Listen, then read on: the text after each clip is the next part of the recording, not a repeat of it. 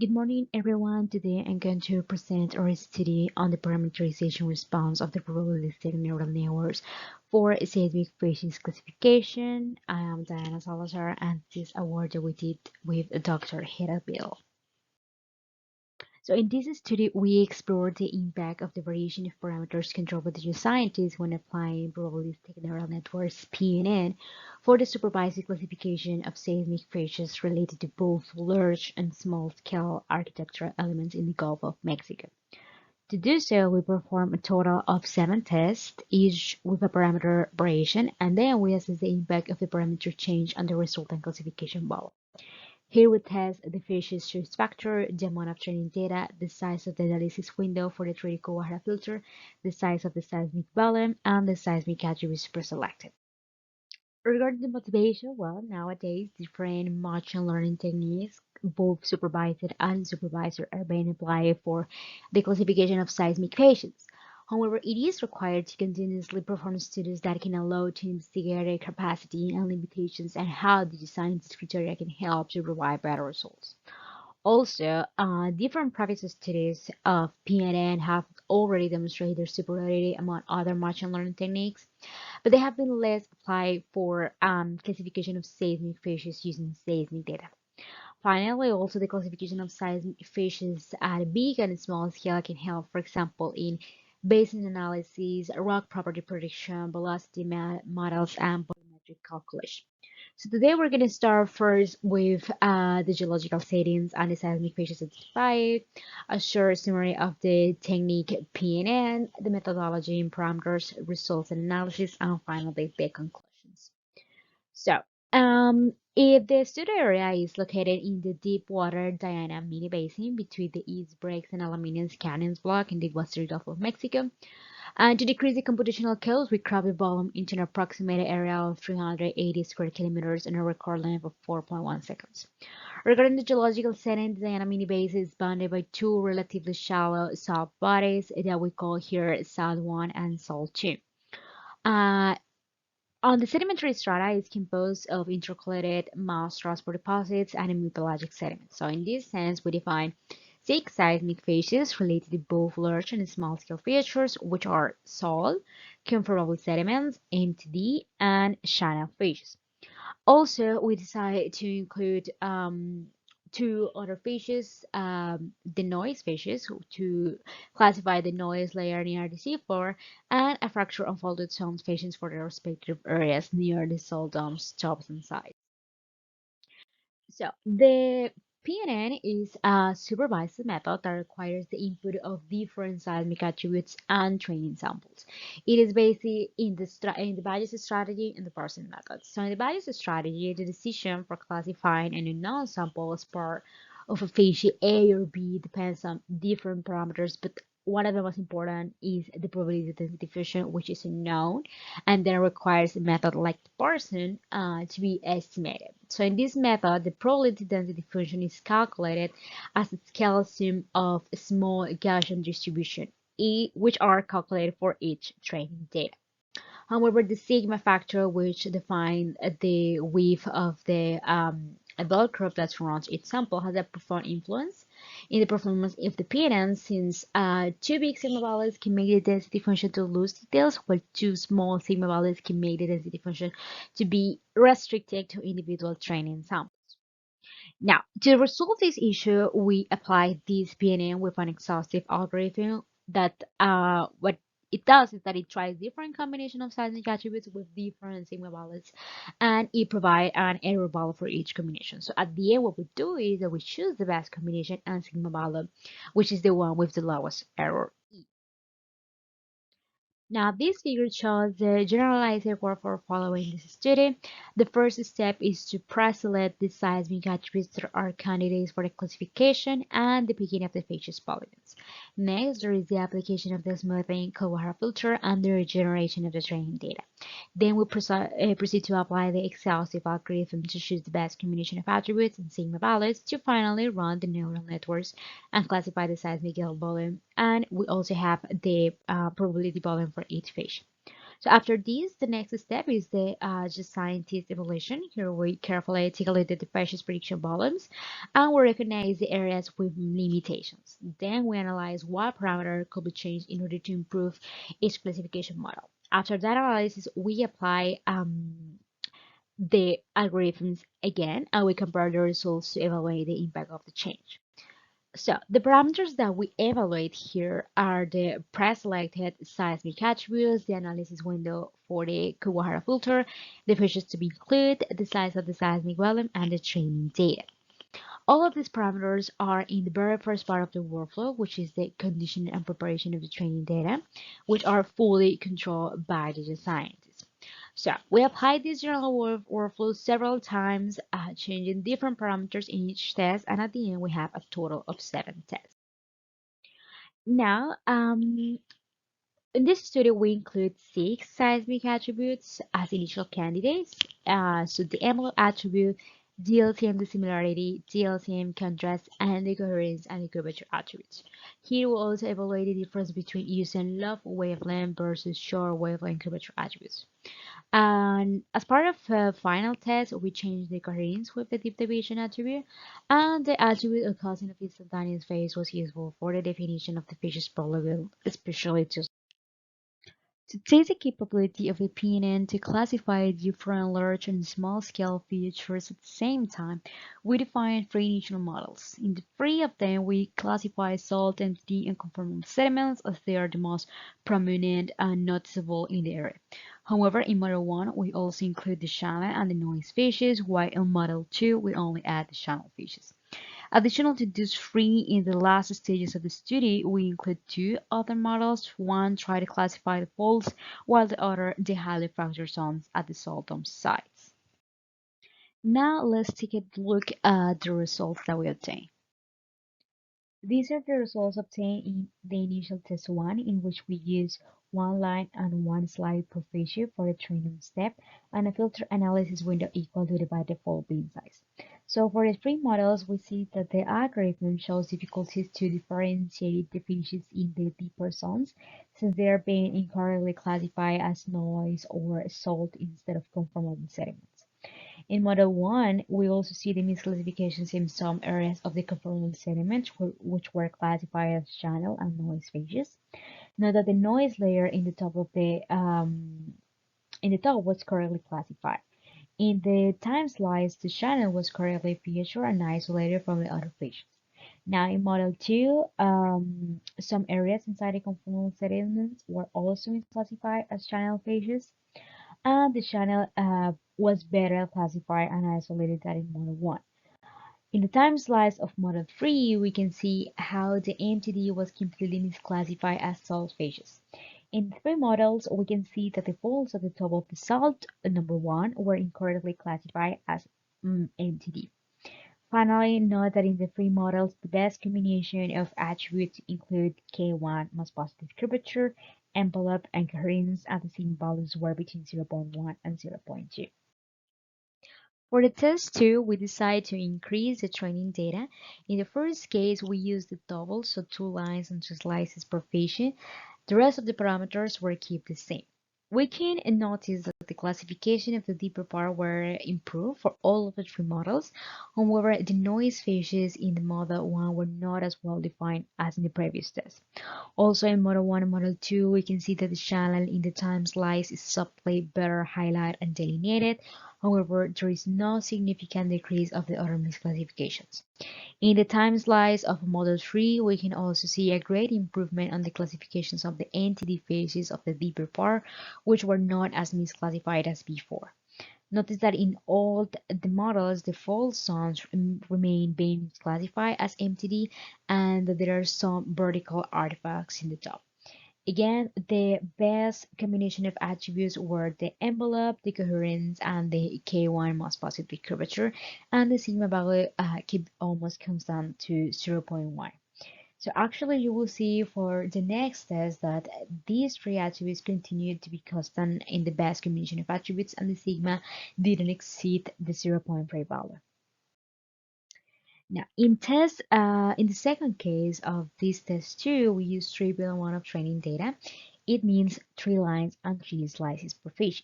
So here we compare the results for the model 3. Now note that after using the triple amount of training data, we did not obtain any additional improvement if compared with when we used the double amount of training data. We can infer that at this point, the algorithms start to be overtrained, therefore not providing any improvement as it becomes restricted or overfit. Now, since we obtain great improvement with double training data, for the next step, we keep using 2 lines and 2 slices per fish.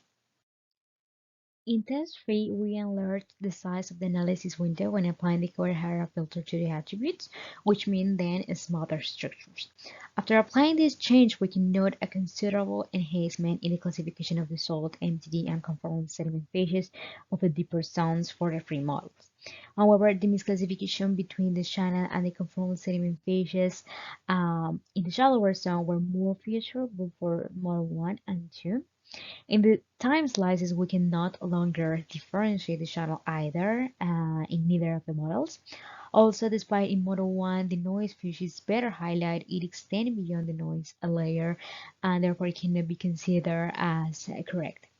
In model 3, though, the classification showed the best results so far since the three fishes were correctly and better classified.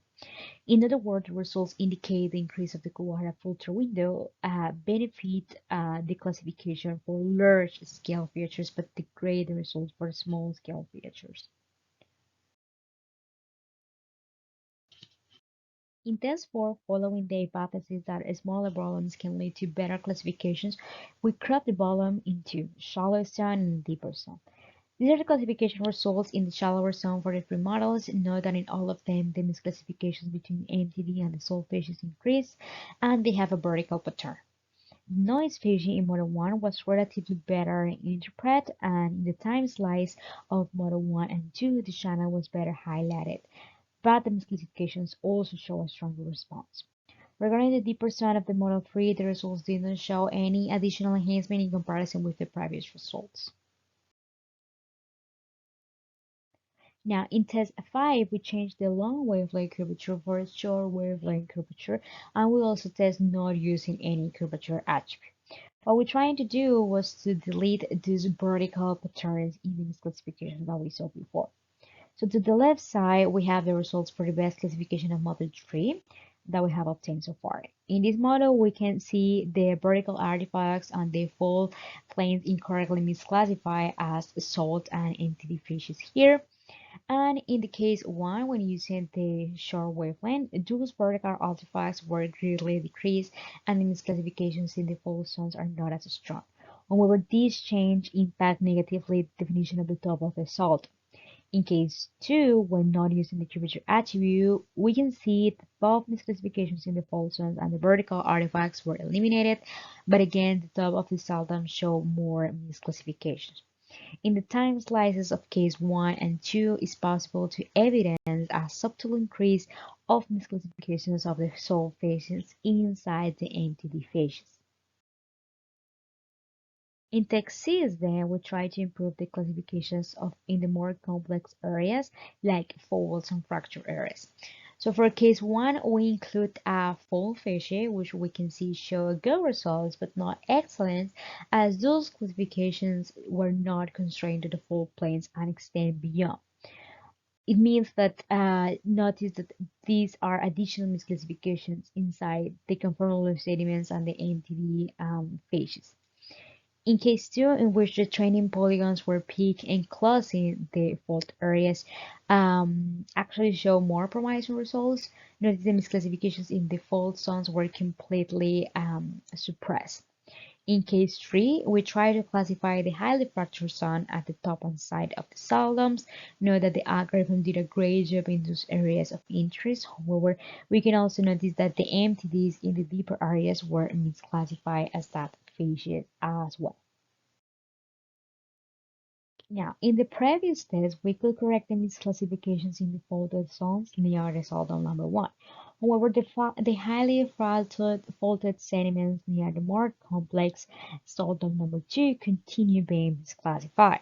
So we try to address these challenges in this test. So to the left side, we will see the best classifications obtained from model 3, which was the previous case 2. Now, in the first case of this final test, we include the deep division within the best combination of attributes. We can see that indeed we obtain highly enhanced folds in the top of the solvent number 2, where the misclassifications were deleted. The only issue is that it adds some misclassifications with conformable pattern inside the solvents. Now, in case 2, we decide to pick the training polygons in the highly faulted areas of solvent number 2 instead of those near solvent number 1. Note the external results obtained for both saldoms. Also notice that the response inside the salt fascia is stronger, which makes the overall classification more accurate. Finally, we summarize the impact of each parameter change in this table. We can see that the positive impacts are mainly related to the training data.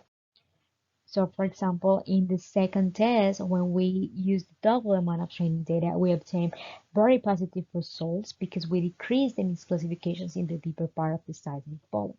However, when we use the triple amount of the training data, it was negative. We didn't have any improvement, and actually it implied computational cost. In test 3, when we use larger analysis window, the impact was positive for the large scale features, but negative for the small scale features. In the test 4, we say that the impact was negative to neutral when we cropped the seismic balance because it didn't show any outstanding difference from the previous classifications, and actually it increased the vertical artifacts in the other seismic phases. In test 5, when we use curvature attributes calculated with short wavelength or not using curvature attributes, we say that it was a relatively positive impact because it diminished the vertical pattern in the observed artifacts in the folds, but it negatively impacted the definition of the top of the solvents. In test 6, when we include the fold facies, the impact was negative because it classified beyond the fold planes and had random misclassifications in other facies. But when we picked the training polygons in closing the folded areas, the results were very positive. It suppressed the misclassifications in the folds, and it did not increase the computational cost. Also, when we include the fracture zone fascia, in the case 3 of test 6, the results were relatively positive. It correctly classified the highly fractured areas near the salt on top, but it increased the misclassifications in the entities at the deeper part. So it's considered as relatively positive. Finally, in test 7, when we include the deep deviation attribute, we say that it's relatively negative because it suppresses the misclassifications between the conformal sediments, but at some artifacts inside the salt domes that have a conformable pattern. And in the last case, when picking the training polygons in the more geologically complex zones near the salt dome number 2, the results were also positive because it decreased in specifications in the faulted conformal sediments for both salt domes and show less artifacts inside the salt domes as well. Now, as conclusion, we can say that the algorithm shows limitations when classifying small-scale features such as noise, channels, and fault planes, but excellent to promising results when classifying large-scale features like salt, entity, conformal sediments, and fracture zones. Also, it is not necessary to add more than 2 lines into slices because it would only increase the time spent both by the scientist and the machine without actually providing any additional improvement, and that we can obtain better results by training the algorithm in the most challenging zones since the beginning. It means that by helping the machine with our geological insight, we can solve some misclassifications, like for example, complex faulting. And finally, there are some limitations that even if the geoscientists can understand, the algorithm cannot overcome, like those related to residual artifacts from the seismic processing and highly fractured zones. Finally, we conclude with this new workflow that gathers all the best practices when applying PNNs. So during the selection of seismic attributes, we suggest to include K1 curvature, with long wavelength, envelope, and coherence attributes. Also, to use larger analysis window when classifying large scale features, and a smaller analysis window when classifying small scale features when you're applying the spherical O'Hara filter. Also, to identify the geological complexity, this is a very important step.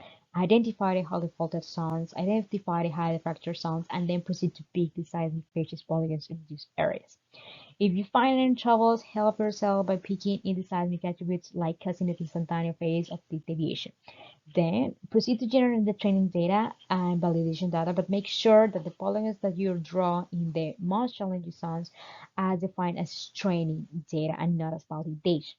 Finally, go ahead and apply the exhaustive algorithm. You can define short intervals of sigma values depending on the amount of training data.